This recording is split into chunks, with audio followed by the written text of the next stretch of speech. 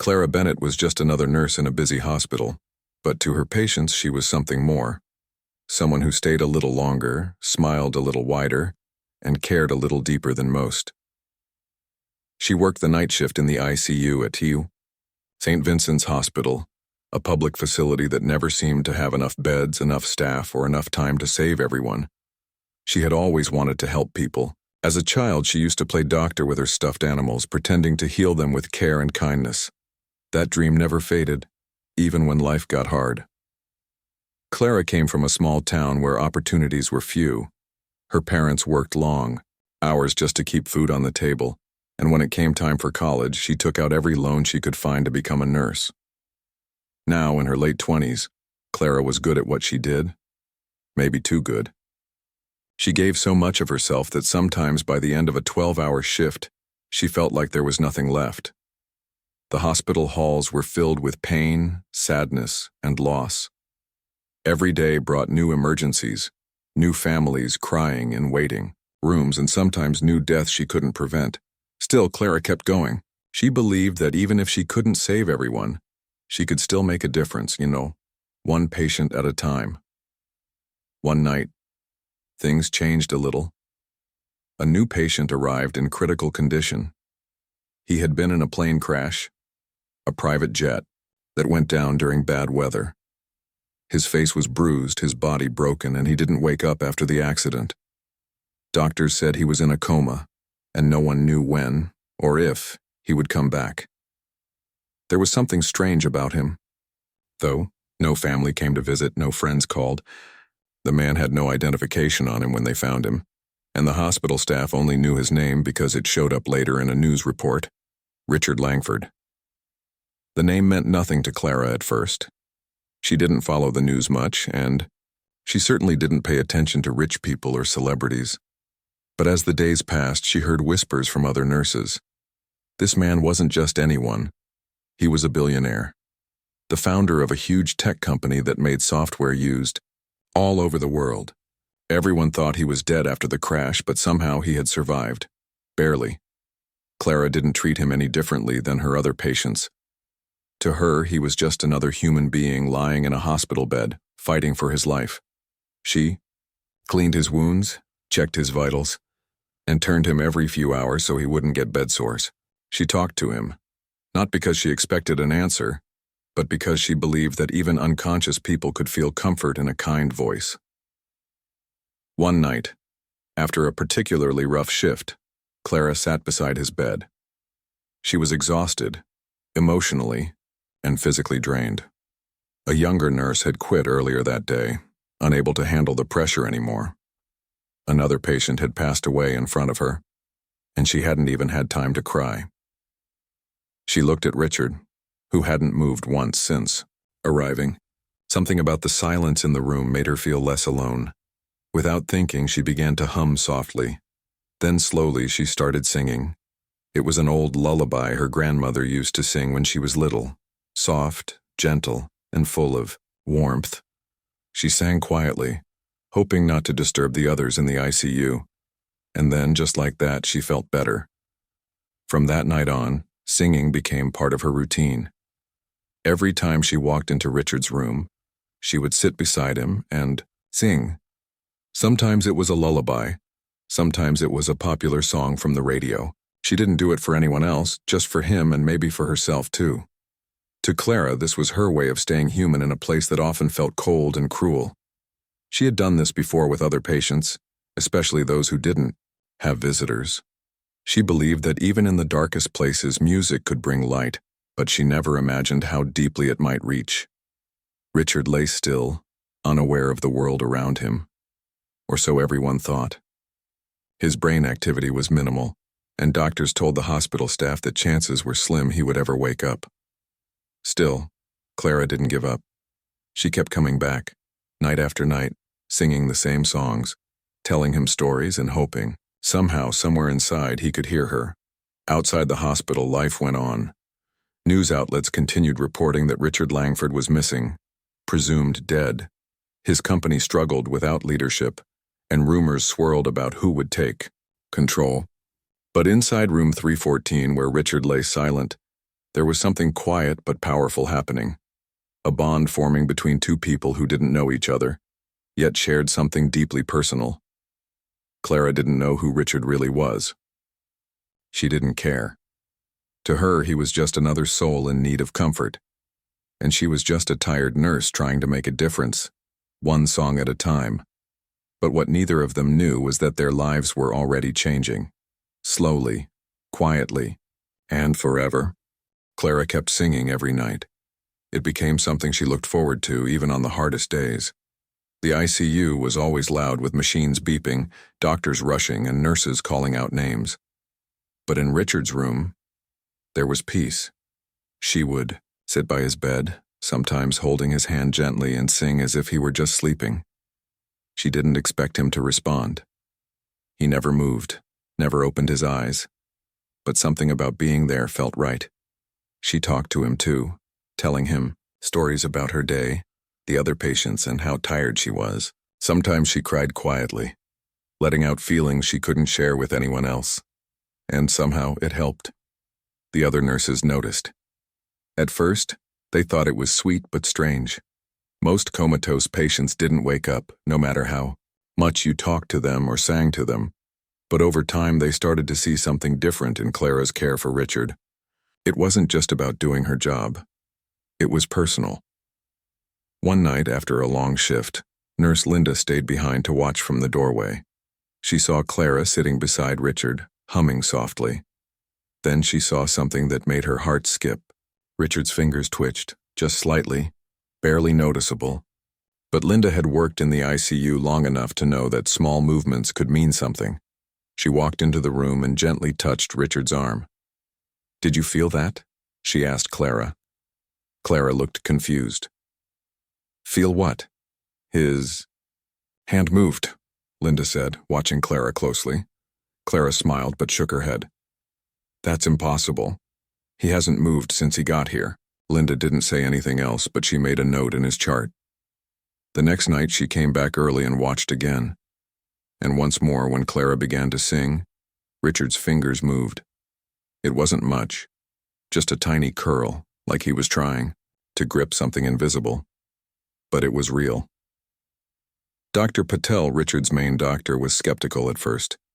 He reviewed the scans and test results, which still showed minimal brain activity. "It could be reflex," he told Clara and Linda. "Sometimes the body moves without meaning to." But Linda wasn't convinced. "It happened every time she sang," she said. "That's not a coincidence." Still, the medical team didn't change their approach. Coma recovery was rare, especially after so many weeks. They continued monitoring Richard, but most of them didn't believe he would ever wake up. Clara didn't let it bother her. She kept doing what she always did, caring, singing, talking. She believed that even if he couldn't hear her, maybe someone inside him did. Maybe part of him was still fighting, even if the world had given up. Then one night something changed. Richard's eyes fluttered open. Just for a second. A blink. But Clara saw it. Her breath caught in her throat. She leaned closer, heart pounding. "Richard?" she whispered. "Can you hear me?" There was no answer. His eyes closed again and he went back to lying still. But Clara didn't leave his side. She called for help, hands shaking. When the nurse and doctor arrived, they checked him carefully. His vitals were stable, and there was no sign of further movement. "It might have been just a reflex," Dr. Patel said gently. Clara didn't argue. She just nodded and sat back down beside Richard. But inside, she knew what she had seen. He had opened his eyes, even for a moment. From that night on, Clara became more hopeful. She still sang, but now she also spoke louder, encouraging him to wake up. She held his hand and told him, "You're not alone. I'm here." The hospital staff started to notice changes, small ones, but real. Once in a while, Richard's breathing would change slightly when Clara entered the room. Other times his heartbeat would speed up during certain songs. None of it proved he was awake, but it suggested something. Awareness. Meanwhile, outside the hospital, The world was moving on without Richard. His company had declared him legally dead. His executives were arguing over who would take control of the business. Investors were nervous. Some people were already planning new projects, assuming Richard was gone forever. But in room 314, life was stirring. Slowly, quietly, and against all odds. Clara didn't know any of this. She only knew that the man in the bed was starting to respond. Not much, but enough to give her hope. Hope was something she hadn't had in a long time. She had struggled for years, paying off student loans, working double shifts, dealing with the emotional pain of losing patients. Many nights she had considered quitting nursing altogether. But then she remembered why she started, because she wanted to make a difference. And now maybe she was. Even if no one else saw it, even if the world had forgotten Richard Langford, Clara still believed in him. And every night she sang, not because she expected a miracle, but because she believed in the power of love, kindness, and connection. In a hospital full of silence and sadness, she brought music. And somewhere deep inside Richard's mind, that music was reaching him. Little by little, day by day, song by song, the days turned into weeks, and still, Richard remained mostly unresponsive. The brief flicker of hope Clara had seen, his eyes opening for just a second, didn't repeat itself. The doctors ran more tests. They checked his brain activity, again and again, but nothing showed strong signs that he was truly aware of the world around him. Inside the hospital, the mood started to shift. Some of the nurses who had once believed Clara's singing might be helping began to lose hope. Even Dr. Patel, who had always been kind, now looked at her with pity instead of curiosity. "Clara," he said one night after another quiet shift, "I know you care about him, but sometimes we have to accept things as they are." She nodded, politely, but inside she felt like something was breaking. She wasn't ready to give up on Richard.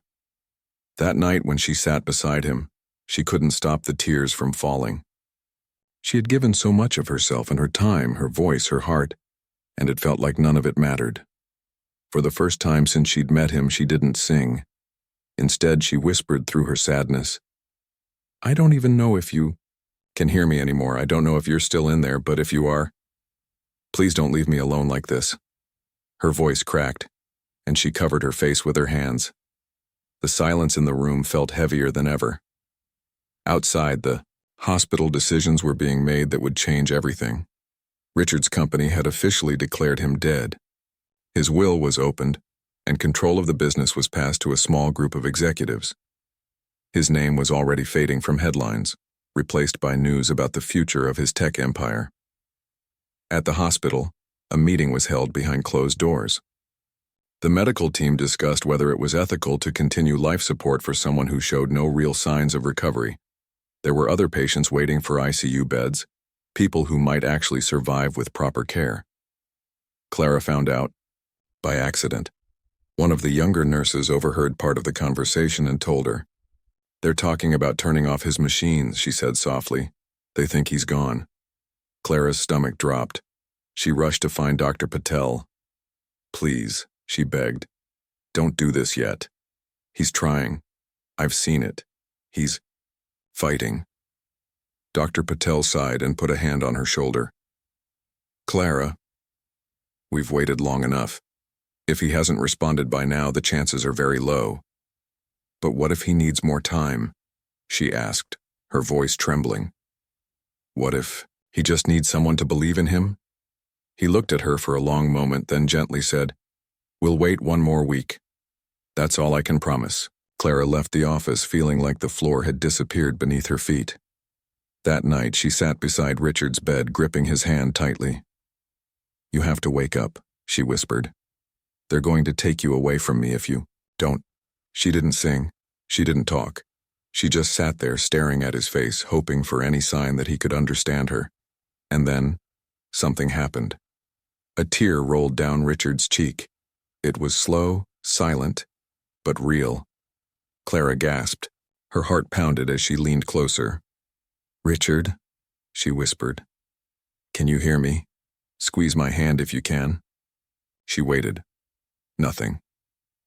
Then, almost too slowly to notice, his fingers moved. Not much. Just a tiny pressure against hers. She jumped up and called for help. Within minutes, the room filled with nurses and doctors. They checked him quickly, their faces showing surprise but also caution. "This doesn't prove consciousness," Dr. Patel said carefully. "It could still be reflexive movement." But Clara knew better. She had seen the tear. She had felt the squeeze. And she knew, deep in her heart, that Richard was still in there. "I'm not giving up on you," she whispered to him later that night. "Even if nobody else believes in you, I do." The next few days were the hardest. Clara barely slept. She stayed by Richard's side as much as possible, talking to him, holding his hand, and finally singing again, not because she thought it would save him, but because she needed to keep believing. And then one morning, something changed.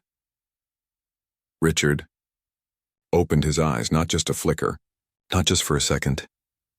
He stared at the ceiling for a long moment, blinking slowly as if waking from a deep dream. Clara froze. Then she screamed for help. Doctors and nurses rushed in.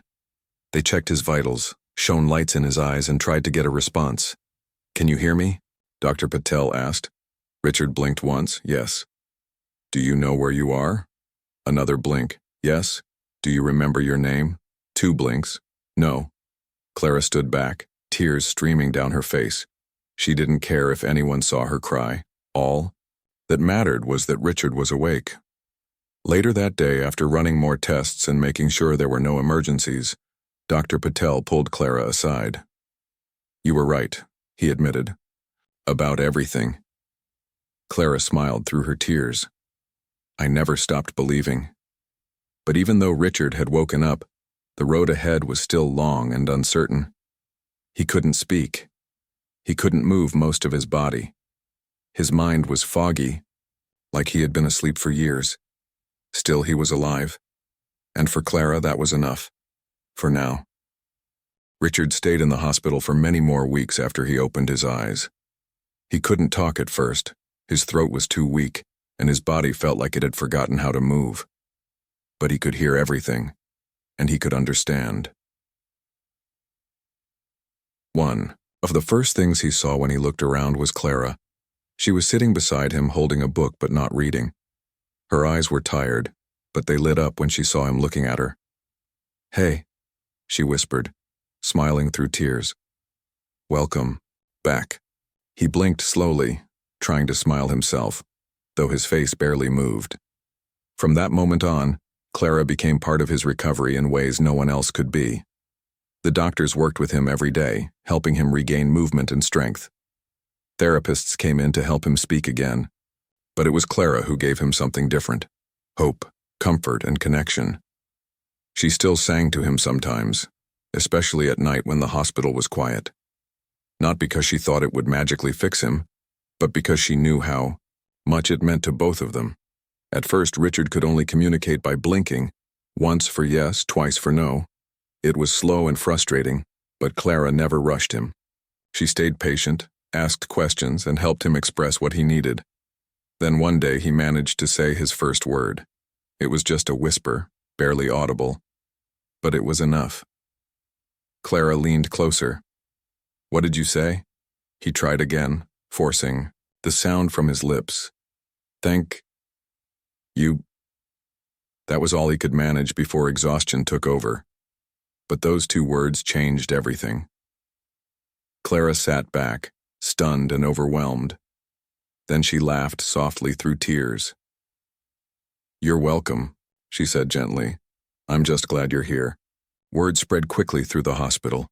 Richard Langford, the billionaire the world thought was dead, was alive. And he was waking up. Outside the hospital walls, the news exploded. Headlines returned to his name. His company scrambled to adjust. Executives who had taken control now faced uncertainty. Investors watched closely. Reporters camped outside the hospital, hoping for a glimpse of him. Inside room 314, life continued quietly. Richard didn't care about the headlines. or the money or the power struggles happening without him. All he cared about was being alive, and knowing that Clara had been the one who helped bring him back. As the days passed, he got stronger. He began to speak more, though his voice was still shaky. He started moving his fingers, then his hands, then his arms. Every small victory felt huge, and Clara was there for every step. One afternoon, as Richard sat up in bed for the first time in months, he looked at Clara and said, "Why did you keep singing?" She smiled. "Because I believed someone was listening." He nodded slowly. "You were right. I was." They talked for a long time after that. About his accident, about the silence he'd lived in for so long, and about how her voice had been the one thing that kept pulling him back. "I didn't know who you were," Clara admitted. "I just knew you needed someone." Richard looked at her for a long moment. "You saved me," he said quietly. Clara shook her head. "No, you saved yourself." But deep down, both of them knew the truth. It had been a little bit of both. The hospital staff noticed the change in Richard's condition. Doctors who had once doubted his chances now called it a miracle. Nurses who had seen hundreds of patients come and go said they'd never seen anything like it. And Clara?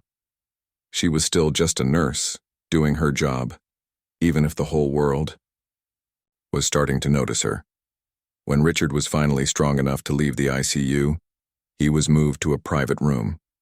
That's where reporters came to interview him, carefully, respectfully. In one of his first interviews, he was asked, "How does it feel to wake up and find out the world thought you were gone?" He thought for a moment, then answered, "It feels strange, but I didn't wake up because I survived an accident. I woke up because someone gave me a reason to live." He paused, then added, "Her name is Clara Bennett." Back home, people began talking about her. Some called her a hero. Others called her an angel. But Clara didn't see herself that way. She was just doing what she always did, caring for people even when they couldn't care for themselves. Still, Richard wanted to do something for her. He offered to pay off her student loans. He offered her a job at his company. He even offered her a house, but Clara refused every gift. "I didn't do this for money," she told him. "I did it because it was the right thing to do." Richard respected that, but he also knew he couldn't let it end there. So instead, he made a new promise. "I'm going to use my resources to help people like you," he told Clara. "Nurses, caregivers, people who give everything but get nothing in return." Clara smiled. "That's the best thank you could ever give me." As the weeks turned into months, Richard continued to recover. He left the hospital with the help of walking aides and a team of therapists. He went back to his company, not to reclaim power, but to reshape it, to make sure that compassion, health, and humanity mattered just as much as profit. And Clara? She stayed a nurse. She still worked long shifts. She still dealt with stress and sadness. But now, whenever she walked into a patient's room, she remembered something important. Even when no one seems to be listening, music can reach the soul, and sometimes love doesn't come in words, and it comes in songs. Time passed slowly but surely. Richard left the hospital for good on a quiet spring morning, leaning lightly on a cane and dressed in clean, simple clothes. He didn't look like a billionaire. Not then. He looked like someone who had been given a second chance at life, and was determined to make the most of it. Clara stood by the hospital entrance as he stepped outside for the first time in months. The sunlight touched his face and he closed his eyes, breathing deeply. It was the first fresh air he'd felt since the accident. A small smile formed on his lips. "I never thought I'd feel this again," he said softly. Clara smiled beside him. "You earned it." He turned to her. "And you helped me earn it." She shook her head gently. "I just stayed with you. You did all the hard work." They hugged carefully, and for a moment the world around them faded away. There were no reporters, no cameras, no headlines, just two people who had shared something rare, something meaningful. Richard returned home, not to the lonely mansion that once held only silence, but to a new kind of life, one filled with purpose. In the months that followed, he began rebuilding his company, not just its profits, but its values. He started programs to support healthcare workers. He created scholarships for nursing students. He funded research into coma recovery and brain injuries. He even donated millions to hospitals across the country, making sure nurses like Clara had better tools, better pay, and better support. Clara, meanwhile, went back to her routine: long shifts, tired feet, and caring hearts. But something inside her had changed. She no longer felt invisible. She no longer doubted if her work mattered, because she knew now it did. One day she received an unexpected call from Richard. "Hey," he said, his voice stronger now. "I want to talk to you about something." "What is it?" she asked, smiling at the sound of his voice. "There's a new hospital wing opening in 6 months," he said. "It's going to focus on long-term patient care, music therapy, and mental health for medical workers." Clara paused. "That sounds amazing." "And it's going to have a name," he continued. "The Margaret Bennett Healing Center." Clara's breath caught. Margaret Bennett, her grandmother. Tears welled up in her eyes before she could stop them. "You remembered," she whispered. "Of course I did," Richard said warmly. "She was the reason you sang those lullabies, wasn't she?" Clara nodded, even though he couldn't see her. "She used to sing to me every night when I was little. She raised me after my parents passed, and when she got sick, I sang to her just like I sang to you." "She gave you your kindness," Richard said, "so I wanted to give her a legacy." Clara couldn't speak for a few seconds. Her heart felt too full. "Thank you," she finally said. "You have no idea what this means to me." "It means something to me too," he replied. "It reminds me where I came back to life." Over the next year, their lives moved forward in different ways, but always connected. Richard became known not just as a tech leader, but as a man who cared about people. He spoke at conferences, sharing his story and urging others to value compassion over convenience. Clara, too, became a voice. She was invited to speak at nursing events where she talked about the power of human touch, of music, of simply staying with someone who feels alone.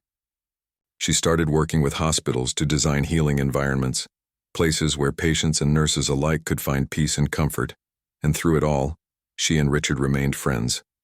They met often, sometimes for coffee, sometimes to walk through the hospital halls where their journey had begun. One evening, they sat together in the very room where Richard had woken up, room 314. "It feels smaller than I remember," Richard joked. Clara laughed. "Or maybe we've both grown bigger." He looked around. "This room saved me." "No," Clara said gently. "You saved yourself. This place just gave you a fighting chance." Richard looked at her and smiled. "You were the one who gave me hope." Clara leaned back in her chair. "Hope is a funny thing," she said. "You don't always know it's working until you look back." Together they watched. The sun set through the hospital window. No words needed, just quiet understanding. Years later, the Margaret Bennett Healing Center opened with great celebration. Nurses, doctors, and families walked through its halls. Music played softly in every room. Patients recovering from long illnesses found comfort in the gentle sound of lullabies. And somewhere inside, a sign read, "To those who fight in silence, may you always hear a song that brings you home." That was the message Clara believed in. That was the life she lived. And that was the miracle that grew from one nurse's voice, one patient's will, and one quiet promise made in the dark, that even when no one seems to be listening, love can still be heard.